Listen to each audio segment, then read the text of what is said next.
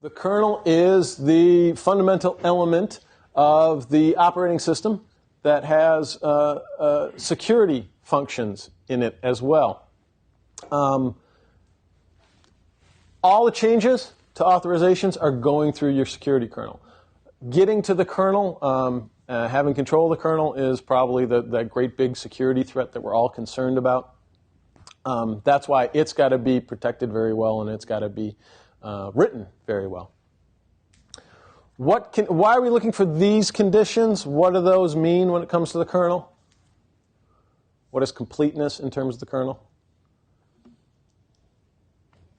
Does all the things it's supposed to do? Yes, literally, yeah. Literally, it does everything we want it to do. Isolation?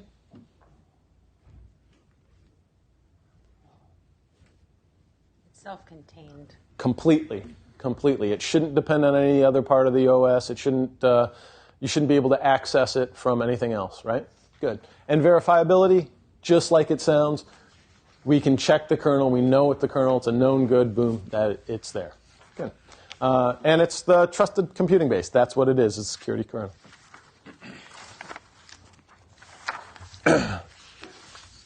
What is the processor in a computer? What does that do? Go ahead. It processes. It processes. It processes. I would also accept it performs processing. Good. Yeah. It does the work. Often there's two different modes. You can have user mode and kernel mode. We talked about the isolation before, and those authorizations will have different sets of permissions. The security concerns with those privileges, why are we worried about device drivers? Why are we worried about device drivers? They're always written between third parties. Yeah. And does your mouse stop working when you go to a different class or a higher class of data where it's more sensitive or it's more secure? No. Drivers work across the entire operation of your machine. Those are things that, if those are corrupted, if those are penetrated, that could be a problem. That could pose a problem. Fixing buffer overflows. We talked about all the different risks earlier. Different ways of ensuring it. They should be fixed before they're shipped. That shouldn't be something that you necessarily have to worry about in an operational environment. You can, however, you can add different forms of error checking to it and making sure that it's doing what it's advertised to do. How would you use data values at the end of buffer areas? If you were going to put this canary in place, what is it that you're trying to avoid with the buffer? You're trying to avoid one buffer overwriting another part of memory. Yeah, and you're going to put this alarm out there on the edge, and as you edge up to the alarm, it's going to go off and warn you. Does that seem like it would have a lot of efficacy to it? I don't think that it would act fast enough. I don't think that your monitoring capabilities, unless you had an automated way of ceasing operation, that would be able to effectively halt a buffer overflow. I think the bounds enforcement would be a better way of doing it. I can tell you that stack canaries like that are very annoying to deal with whenever you're writing buffer overflows. Yeah. And you can get around them, but they're not fun. Okay. Greg, you're laughing? Well, they're meant to be annoying when you're writing buffer. Yeah, exactly. Yeah. They're meant to be annoying. It's not like they're supposed to they're supposed to help you. But Yeah. They're supposed to help secure it. Exactly. All right. Protecting the memory. You want to prevent one process from taking up memory while another one's using it. You want to reduce the amount of collisions. You want to make sure that users don't have access to the kernel. We've already talked about that. What does it mean to sequester each process in its own private address space? What does that mean? You can't access another process's address space. Good, good. That the process is doing what it's doing over here, and other processes are doing what they're doing. Good. Can you control that with hardware? It could be in the BIOS, right? Theoretically? You could. You could. Good. And access control lists. Same way we talked about other controls. Good. What's a covert channel?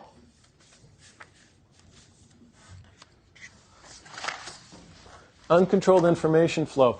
If I know that a process is running, then that in itself may be important information to me to exploit, right? It can tell me what vulnerabilities are there. If I know when you're starting and stopping it, I may be able to use that information. So how do we prevent that? What do we treat it with? Cryptography is one way of doing it to mask the operation of that process. How would we identify and manually test that? Run those processes, see if they can be detected, see if we notice them, and if we can map them somehow. Users. What's PEBCAC? Anyone coming out of the help desk environment, what's PEBCAC, Jay? Problem exists between keyboard and user. And chair, sorry. Problem exists between keyboard and chair, yeah. The wetware is usually the hardest part of the system to lock down, right? It's the most faulty. It's the one that brings the most risk to the system. It's sort of like school would be great without kids. The network would be great without users, right? Yeah. So we try to help them along, and we try to lock that down as best as possible. We talked about password complexity. We talked about password policies. Also, we want to make sure that the users, their privileges are what they should be. We want to make sure that they can't access a program that might be able to grant them more permissions than they ought to have. Why do we want to keep them away from legacy systems or computer rooms?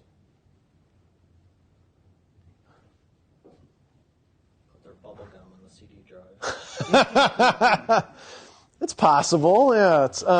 It's possible. Legacy systems are something that. What's a legacy system? An old system, right? An archaic system. Something that we would like to get out of the environment. While I'm a big believer in using stuff that's been time tested and proven, it's also important to realize that as things get older, as they age more, all of their vulnerabilities have become known. They're out in the wild. It's a lot easier to find tools to try to crack them. Also, they're getting outside your baseline. Your baseline should be with the current build, and these things are becoming a liability. So you want to dissuade them from using them. You want to keep them away from the computer room because they just don't belong there. That's something that most users don't have to have access to. Remember, we talked about least privilege and need to know. They don't need to be there. Why do you keep programmers away from the production software? Because they can't resist the urge to change it. Yes, yes. And they have the permissions to do so, right? They are supposed to be over in the test lab, right? They're supposed to be over in the writing library. They're not supposed to be on the production network. And why shouldn't the mainframe operators be doing programming? Same reason above. Yeah. It's the flip side of this. They're not supposed to be changing the environment. They're supposed to be using it. Good. You want to make sure that each of the different functional areas are stovepiped for the exact reasons we just talked about. Once you have tested the software in the lab, do you put it out into the production environment in stages? Do you put it on certain systems first? How do you go into production? How do you go from from development and quality assurance over to production? It's going to depend on your procedure. Okay. All right. Good. What's the most common procedure, though? You submit it to the change control board. Okay. All right. You've gone. I'm talking about when you go into production. Do you do it onesie twosie? Do it a department at a time? It depends. That just depends on What how you're your company rolling. does it. Okay. All right. Most people do it the wrong way. It's the developer copies it to the production environment whenever they feel like it. Yeah. Yeah. I think we've all been in that. We've all been in those shoes at some time too, right? You really should be able to go directly into production, right? And then not go back again.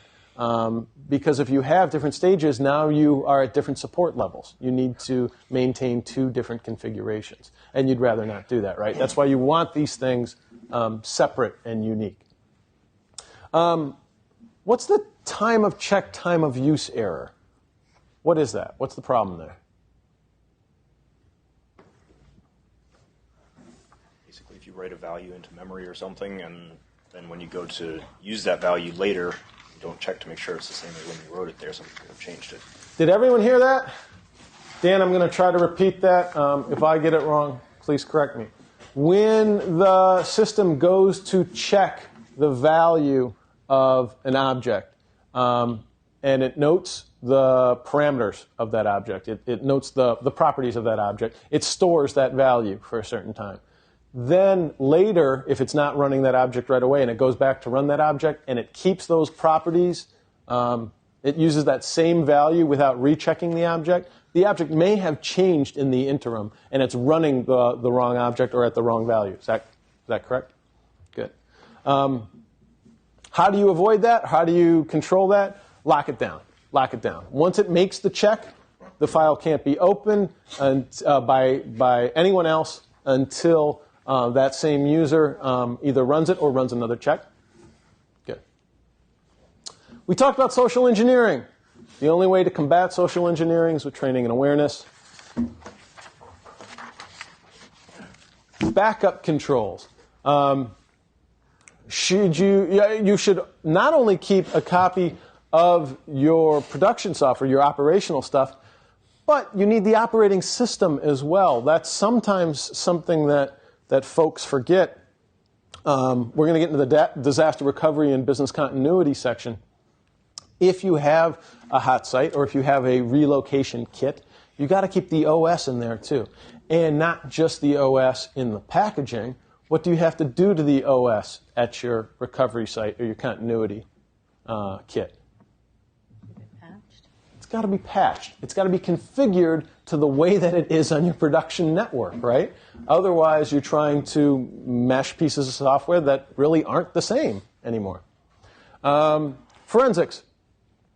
Anyone ever carved through the guts of a worm or a virus? Or Andy's smiling already because he's written a few. Yes. What kind of material inside those things can help you mitigate the attack or tell you something about the attacker? What kind of data they're going after, or destroying, or whatever it is that they're messing with. Good. Knowing the targets can help you understand their attack, right? Their motivation. Again, other things that are in there. Sometimes a message.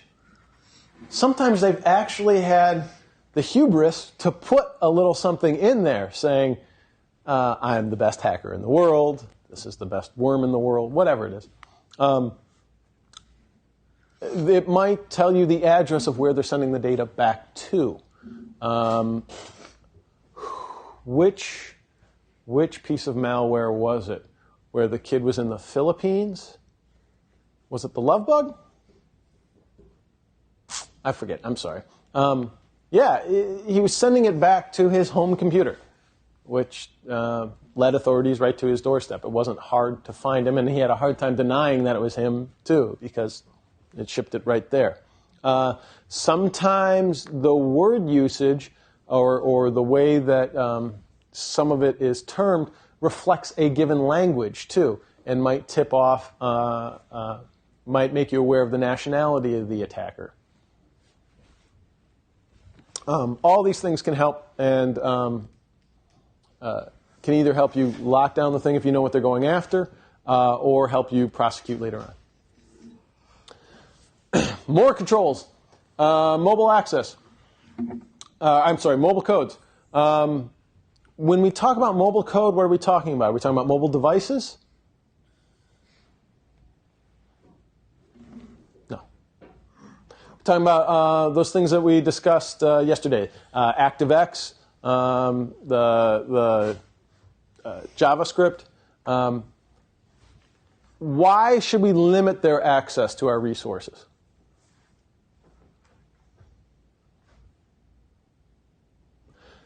Mobile code can perform functions that weren't necessarily part of our baseline security configuration. They might be allowed to do things that our normal executables wouldn't be allowed to do. So you might want to prevent that functionality. What's a sandbox? No sixth grade answers. Don't do it. What's a sandbox? It's a test bed. It's the place you're going to take your software out for a drive before you put it into production, right? And the sandbox should mimic your environment, like that example I used earlier. You want it to look like and include all the different pieces of software that the production version is going to be up against, right? If you just test it by itself, you're not really testing it, right? Programming language support. What's type-safe programming language? What's strong typing?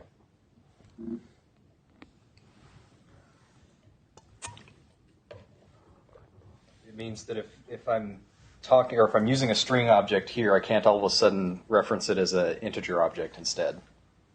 Good. Does anyone understand what that means?